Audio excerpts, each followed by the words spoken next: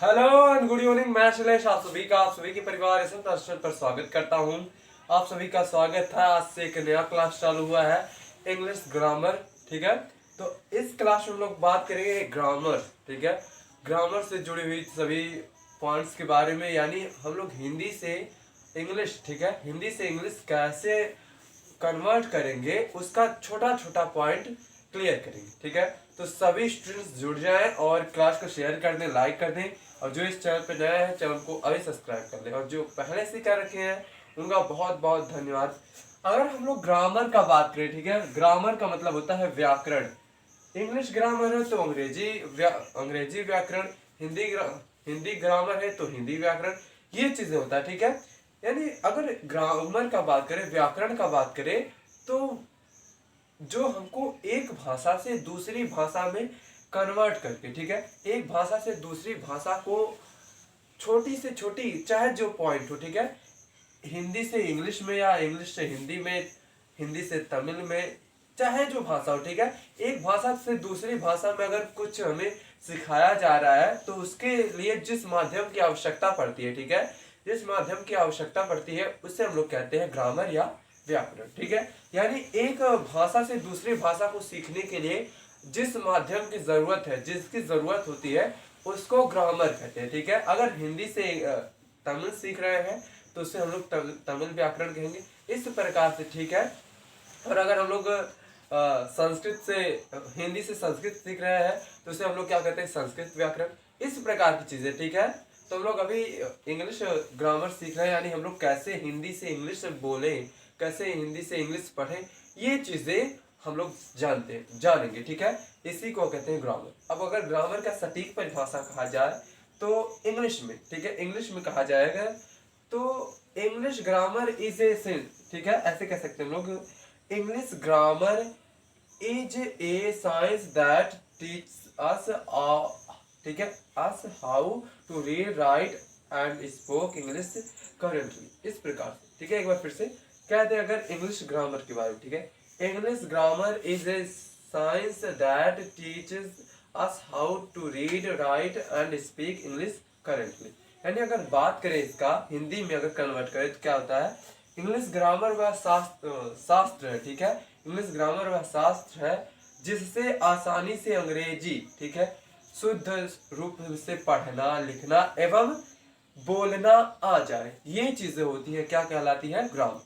जैसे कि मैंने बताया, अगर ये आपको कठिन लग रहा है तो आप ये समझिए, इंग्लिश ग्रामर या फिर कोई भी ग्रामर हो, एक भाषा से दूसरी भाषा को, यानी इंग्लिश से हिंदी सीखने के लिए जिस माध्यम की आवश्यकता पड़ती है उसे हम लोग क्या कहते हैं, इंग्लिश ग्रामर कहते हैं। ठीक है, इस प्रकार की चीजें क्लियर है बच्चों। आप सभी एक बार क्लास को शेयर करेंगे और लाइक करेंगे, जो इस चैनल पर नया है चैनल को सब्सक्राइब करेंगे।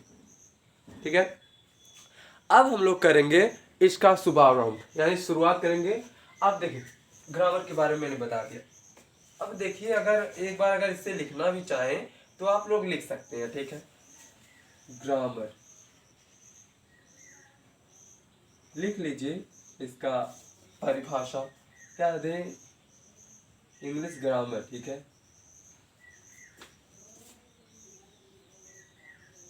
English grammar is a science, is a science, ठीक है, हाँ, is a science that teaches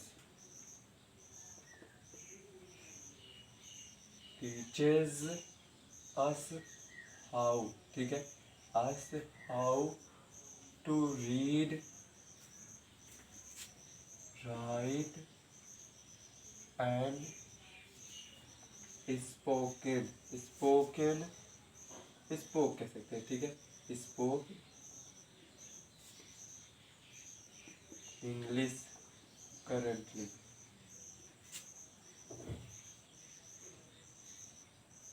ठीक है, स्पोक इंग्लिश करेंटली, करेंटली कह सकते हैं आप, करेक्टली कुछ भी कह सकते हैं ना, करेक्टली और करेंटली दोनों, क्योंकि करेंटली मतलब धारा प्रवाह रूप से, और करेक्टली मतलब शुद्ध रूप से। एक मिनट यहाँ पर,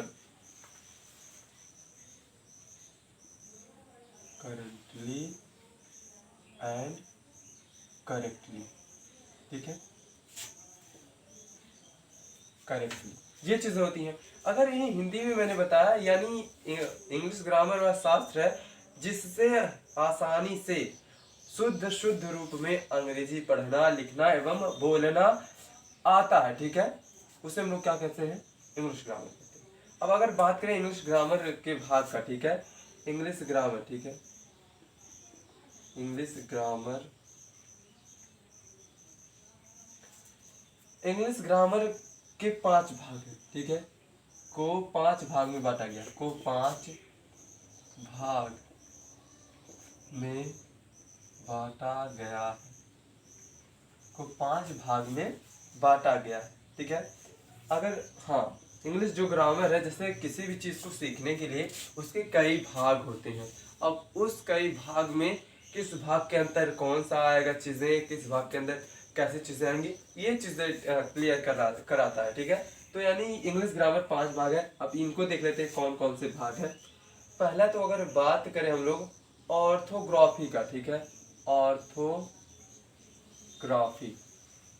ठीक है, ऑर्थोग्राफी का हिंदी होता है वर्ण विचार, ठीक है, वर्ण विचार, यानी वर्ण के बारे में, ABCD के बारे में, ठीक है, वर्ण, ठीक है, अक्षरों के बारे में ये चीजें जानेंगे, ठीक है। दूसरा होता है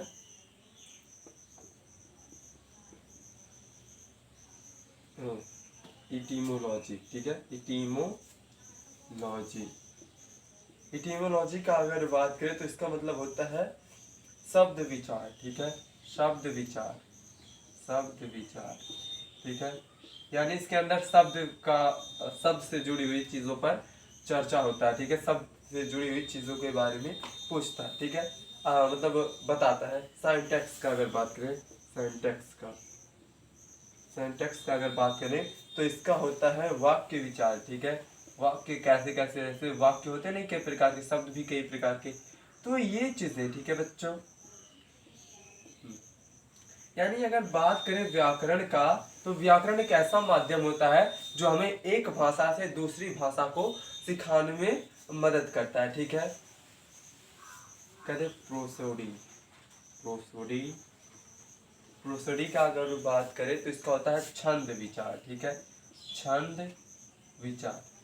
देखिए हिंदी में जो चीजें होती हैं वही हिंदी से इंग्लिश, ठीक है, हमें हिंदी बस सीखना तो उसका तो अलग ग्रामर हो जाता है, हिंदी से इंग्लिश सीखते हैं उसका अलग ग्रामर, और इंग्लिश से हम लोग हिंदी सीखते हैं उसका अलग ग्रामर, इंग्लिश से, ठीक है, हिंदी से इंग्लिश सीखते हैं तो उसका अलग ग्रामर।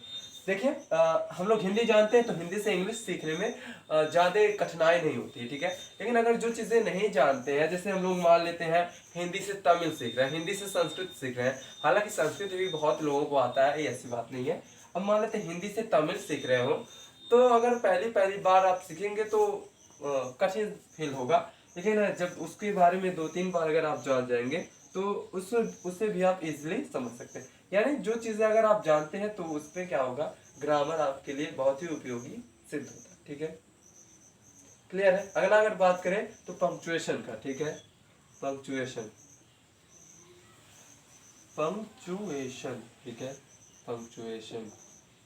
पंक्चुएशन मतलब होता है बच्चों काव्य विचार, ठीक है, काव्य विचार, ठीक है, काव्य विचार। यहाँ तक क्लियर है, यहाँ तक आप लोग नोट कर लीजिए। फिर हम लोग क्या करेंगे, जो चीजें हैं उसके बारे में हम लोग पढ़ेंगे, ठीक है, क्लियर हो गया। तो आज का जो क्लास है वो बेसिक है, ठीक है, बाकी जो चीजें होंगी हम लोग रेगुलरली यानी सोमवार से शुक्रवार, ठीक है, इसको क्लियर करेंगे, नोट कर लीजिए।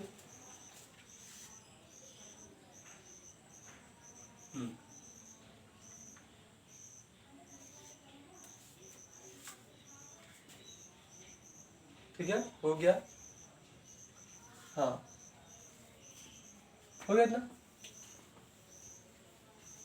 हाँ, यानी अगर कोई भी ग्रामर, इंग्लिश ग्रामर है तो हम लोग हिंदी से, ठीक है, हिंदी से इंग्लिश सीखने के लिए जिस माध्यम की आवश्यकता पड़ती है उसे हम लोग क्या कहते हैं, इंग्लिश ग्रामर कहते हैं। या फिर कोई भी हो, तमिल से इंग्लिश सीख रहा है यानी इंग्लिश सीखने के लिए, ठीक है, मेन बात जो ग्रामर हो, हिंदी सीख रहे हैं तो हिंदी के लिए जिस माध्यम की आवश्यकता होती है उसे हम लोग हिंदी ग्रामर कहेंगे। संस्कृत सीखने के लिए जिस माध्यम की आवश्यकता है उसे संस्कृत व्याकरण कहेंगे। और इंग्लिश सीखने के लिए इंग्लिश, ठीक है, चाहे वो तमिल से इंग्लिश सीख रहे हो, हिंदी से इंग्लिश सीख रहे हो, बंगाली से इंग्लिश सीख रहे हो, कुछ भी हो, ठीक है, यानी जिस माध्यम इंग्लिश सीखने के लिए जिस माध्यम की आवश्यकता होती है उसे हम लोग इंग्लिश ग्रामर कहते हैं, ठीक है। क्योंकि जो ग्रामर होता है उसका जो रूप है वो बहुत बड़ा है, ठीक है, उसको समझने के लिए हर चीजें आपको ध्यान पूर्वक समझना होता है, ठीक है। अब अगर बात करें हम लोग इंग्लिश अल्फाबेट का, ठीक है, अच्छा एक बात बताइए आप लोग, ठीक है, इंग्लिश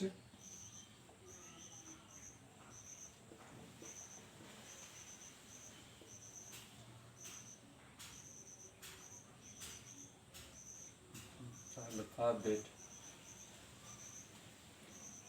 इंग्लिश अल्फाबेट्स का, ठीक है, यानी हिंदी इंग्लिश वर्णमाला का, ठीक है, अंग्रेजी वर्णमाला, ठीक है, अंग्रेजी वर्णमाला, ठीक है, अंग्रेजी वर्णमाला। इंग्लिश अल्फाबेट का जैसा कि आप लोग अगर हिंदी में बात करें, किसी भी चीज किसी भी शब्द को लिखना है, ठीक है, तो उसमें स्वर और व्यंजन का काम पड़ता है, ठीक है। स्वर और व्यंजन अगर रहेगा तभी कुछ उसे हम पढ़ सकते हैं। अब मान लेते हैं अगर स्वर को ही लिख दें, ठीक है, इकट्ठे, तो उसे पढ़ना बहुत कठिन हो जाएगा। और अगर व्यंजन को बस लिख दें तो उसको तो पढ़ा जा सकता है कि नहीं, लेकिन अगर स्वर और व्यंजन को मिला दिया जाए तब वो परफेक्ट शब्द बनता है, ठीक है। तो इसी प्रकार हम लोग क्या करते हैं, इंग्लिश अल्फाबेट से अगर बात करें तो इंग्लिश अल्फाबेट में 26 अक्षर होते हैं, ठीक है, 26 अक्षर होते हैं, ठीक है। किसमें बच्चों 26 अक्षर यानी 26 लेटर्स, ठीक है, लेटर्स 26 लेटर्स होते हैं, यानी 26 अक्षर होते हैं इंग्लिश के वर्णमाला में। कौन से कौन, ए से जेड, ठीक है, ए से जेड तक कितने होते हैं 26, ठीक है, 26 अक्षर होते हैं यानी 26 लेटर्स होते हैं। अब अगर इनमें बात किया जाए तो इसमें वावेल होती है, ठीक है, वावेल यानी स्वर, ठीक है, वावेल यानी स्वर, ठीक है, जैसे हिंदी में होता है नहीं, हिंदी में स्वर होते हैं अ से अह तक और व्यंजन होते हैं क से अज्ञा तक। इसी प्रकार इसमें जो वावेल होती है, इसमें 5 वावेल होते हैं, ठीक है, 5 वावेल होते हैं, 5 स्वर होते हैं, ठीक है, 5 स्वर होते हैं। कौन कौन से इसको देखेंगे, होते हैं, पहला तो ए आता है, यानी वावेल क्या करती है, स्वर क्या करती है, मात्रा का काम करती है, ठीक है, मात्रा का काम करती है। ए होता है, ई होता है, ठीक है, आई होता है, ओ होता है एंड यू होता है। ये मात्रा का काम करती है, जो कि अगर कोई भी मतलब सेंटेंस लिखना है, कोई भी शब्द लिखना है, वर्ड लिखना है, तो उसमें कोई ना कोई वावेल जरूर होता है। बिना वावेल के उसको जैसे मान लेते हैं ऐसे लिखते हैं ए सी डी, ए सी डी, ये क्या लिखा है, ए सी डी लिखा है, लेकिन इसका कोई मतलब इंग्लिश वर्ड नहीं बन रहा। लेकिन अगर मान लेते हैं ऐसे लिखते हैं APPLE, यानी इसमें देखिए एक क्या कहते हैं, एक और यहाँ पर एक और आ गया है, 2 वावेल है, दोनों वावेल से क्या बन गया, एप्पल। ऐसे तो नहीं कहेंगे APPLE, इसको तो ऐसे बोल सकते हैं, लेकिन क्या एक शब्द बनना चाहिए ना, तो जब तक वावेल नहीं लगेगा तब तक कोई शब्द नहीं बनेगा, ठीक है। क्लियर है बच्चों, यहाँ तक क्लियर है। यानी जो वावेल होते हैं वो कितना होते हैं, 5 होते हैं, AEIOU, ठीक है। बचा हुआ कॉन्सोनेंट, ठीक है, कॉन्सोनेंट का अगर बात करें,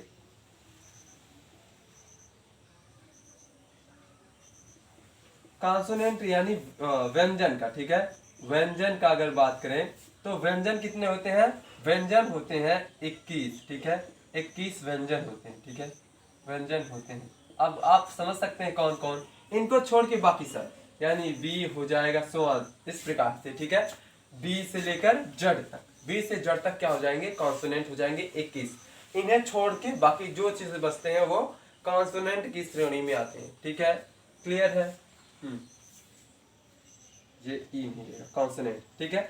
वावेल का मतलब होता है स्वर यानी मात्राएं, ये मात्राएं भी हो सकती है, ठीक है, इसे मात्राएं भी कह सकते हैं, क्योंकि इनके बिना अगर कोई शब्द लिखा जा रहा है तो वो पढ़ने योग्य नहीं होता है, ठीक है। हालांकि वैसे जैसे हमने अभी बताया ना उस प्रकार से तो पढ़ ही सकते हैं, लेकिन क्या लिखा है उसका कुछ अर्थ निकले ये जरूरी होता है, ठीक है बच्चों, क्लियर है यहाँ तक।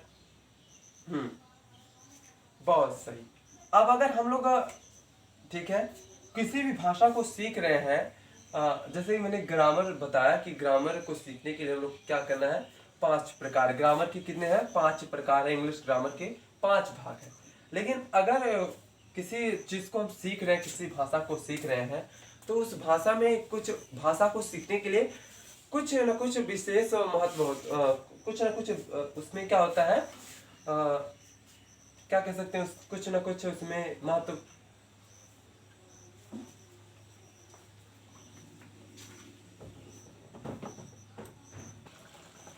ठीक है। बहुत महत्वपूर्ण चीजें जैसे क्रिया हो गई, सब्जेक्ट हो, मतलब कर्ता हो गया, ये चीजें भी उसमें होनी चाहिए, ठीक है। तो अगर हम लोग बात करें पार्ट ऑफ स्पीच का, ठीक है, भाषा का खंडन का, ठीक है, भाषा के भाग का, हाँ, भाषा के खंडन का, ठीक है, इस प्रकार का। तो जैसे क्रिया हो गई, सब्जेक्ट हो गया, ये चीजें के बारे में जानने के लिए हम लोग क्या करते हैं, पार्ट ऑफ स्पीच पढ़ते हैं, ठीक है। Part of speech, part of speech, ठीक है। पार्ट ऑफ स्पीच यानी भाषा के खंडन, भाषा के खंडन, यानी भाषा के एक प्रकार से कह सकते हैं भाग, ठीक है, उसके भाग। तो अगर हम देखें, ठीक है, कहते हैं वाक्यों का, ठीक है, कोई भी वाक्य है, ठीक है, जैसे कुछ भी वाक्य है तो उस वाक्य में सब्जेक्ट्स भी होते हैं यानी कर्ता भी होता है, फिर क्रिया यानी वर्ब, ठीक है, ये चीजें होती हैं, ऑब्जेक्ट होता है यानी वस्तु होता है। इन सब चीजों को मिलाकर क्या बनता है, एक वाक्य बनता है। अब उस वाक्य, उसी वाक्य में कौन सी चीजें क्या कहलाती हैं, इसी को हम लोग क्या कहते हैं, पार्ट ऑफ स्पीच कहते हैं। जैसे कि अगर हम इसे एक लिखें, ठीक है, पार्ट ऑफ स्पीच होता क्या है, कहते हैं वाक्यों, ठीक है, वाक्यों के अपने प्रयोग, वाक्यों के अपने प्रयोग के अनुसार, ठीक है, अनुसार, वाक्यों के अपने प्रयोग के अनुसार शब्दों के विभिन्न, ठीक है, शब्दों के विभिन्न, ठीक है, शब्दों के विभिन्न समूह को, शब्दों के विभिन्न समूहों को, शब्दों के विभिन्न समूहों को 8 भागों में, ठीक है, ऐसे 8 भागों में बांटा गया है, जिसे पार्ट ऑफ स्पीच, ठीक है, पार्ट ऑफ स्पीच कहते हैं, पार्ट ऑफ स्पीच कहते हैं, ठीक है। यानी अब देखिए कोई भी शब्द है, कोई भी वाक्य है, ठीक है, कोई भी वाक्य है, जैसे कहते हैं मैं घर जा रहा हूँ, ठीक है, मैं घर जा रहा हूँ, तो इसमें जो है हम अपने जो शब्द थे उसे मैंने डालकर एक वाक्य बनाया, ठीक है, जो कुछ शब्द था उसमें मैंने डाल के एक वाक्य बनाया, जैसे मैं घर जा रहा हूँ, तो उसमें कर्ता कौन है, मैं हूँ, ठीक है, क्रिया क्या हो रहा है, जा रहे हैं, ऑब्जेक्ट क्या है, घर, इस प्रकार की चीजें, ठीक है। तो ये जो चीजें हो जाती हैं इन्हें हम लोग पार्ट ऑफ स्पीच में रखते हैं, ठीक है, उन्हें क्या करते हैं हम लोग, पार्ट ऑफ स्पीच में रखते हैं, ठीक है। अब अगर बात करें पार्ट ऑफ स्पीच का, जैसे मैंने यहाँ पर बताया 8 भाग होते हैं, कौन कौन से भाग, ये चीजें देख लेते हैं, ठीक है। एक पहला अगर भाग का बात करें तो हो जाता है नाउन, ठीक है, नाउन यानी संज्ञा, ठीक है, नाउन मतलब संज्ञा, ठीक है। दूसरा अगर यही बात करें हम लोग, दूसरा अगर बात करें एडजेक्ट का, ठीक है, एडजेक्ट, ठीक है, एडजेक्टिव का, ठीक है। इसका अगर बात करें तो ये होता है विशेषण, ठीक है, यानी क्या विशेषता है इस विशेषण, ठीक है, विशेषण। तीसरा अगर बात करें हम लोग, तीसरा अगर बात करें एडवर्ब का, ठीक है, एडवर्ब का, एडवर्ब क्या करता है, ये क्रिया विशेषण, ठीक है, क्रिया विशेषण, क्रिया विशेषण, क्रिया विशेषण का। चौथा अगर बात, हाँ तीसरा है बच्चों, ठीक है, चौथा अगर बात करें वर्ब का, ठीक है, वर्ब मतलब क्रिया का, ठीक है, क्रिया का, यानी एक वाक्य में क्या क्या हो सकते हैं, ये चीजों पर हम लोग चर्चा करेंगे, इन सब का काम पड़ता है, ठीक है। अगर चौथा हो गया, पांचवे का अगर बात करें, पांचवा का, तो ये होता है बच्चों, माफ कीजिएगा, दूसरा इसमें, चलिए कोई नहीं, यहीं पे लिख देते हैं प्रोनाउन का, ठीक है। 1 मिनट, सब गड़बड़ हो गया। दूसरा है बच्चों यहाँ प्रोनाउन होना चाहिए, ठीक है। प्रोनाउन, ठीक है। नाउन और एक हो गया प्रोनाउन। प्रोनाउन मतलब सर्वनाम, ठीक है, सर्वनाम, सर्वनाम हो गया। तीसरा अगर बात करें हम लोग, तीसरा अगर बात करें एडजेक्टिव का, ठीक है, एडजेक्टिव का, एडजेक्टिव, ठीक है। एडजेक्टिव का अगर बात करें तो ये होता है विशेषण, ठीक है, विशेषण। और चौथे का अगर बात करें, चौथा होता है वर्ब, ठीक है, चौथा होता है वर्ब यानी क्रिया, ठीक है, वर्ब यानी क्रिया। पांचवे का अगर बात करें तो पांचवा होता है एडवर्ब, ठीक है, एडवर्ब यानी क्रिया विशेषण, ठीक है, क्रिया विशेषण, क्रिया विशेषण। और छठवें का अगर बात करें, ठीक है, छठे का अगर बात करें तो ये होता है प्रीपोजिशन का, ठीक है, प्रीपोजिशन, प्रीपोजिशन, प्रीपोजिशन का अगर बात करें तो इसका होता है बच्चों विभक्ति, ठीक है, विभक्ति होता है। तो हम सबके बारे में चर्चा करेंगे कल, तो जो आज में पढ़ रहे हैं वो जान लेते हैं। सातवें का अगर बात करें, सातवें कंजक्शन, ठीक है, कंजक्शन, कंजक्शन का अगर बात करें तो ये होता है संयोजक, ठीक है, संयोजक। और आठवें का जो 8 भाग है लास्ट वाला, इसको अगर देखें तो ये होता है बच्चों इंटरजेक्शन, ठीक है, इंटरजेक्शन, इंटरजेक्शन, विस्मयादि बोध, क्लियर है ये चीजें। तो उम्मीद है आप लोगों को आज का सेशन अच्छा लगा होगा। कल से जो होगा, ठीक है, कल से आप लोगों को बहुत ही आनंद आने वाला है, क्योंकि इस ये जो चीजें हैं आप लोग बहुत पहले तो जाने होंगे, लेकिन इसके बारे में ज़्यादा चर्चा नहीं होता है कहीं पर। लेकिन जब कल से जो चालू करेंगे हम इन सब के बारे में, तो आपको बहुत मज़ा आने वाला है, ठीक है। तो फिलहाल आज के लिए बस इतना ही, ठीक है, मिलते हैं कल, तब तक के लिए नमस्कार, थैंक यू सो मच, जय हिंद, जय Bharat and good night, take care.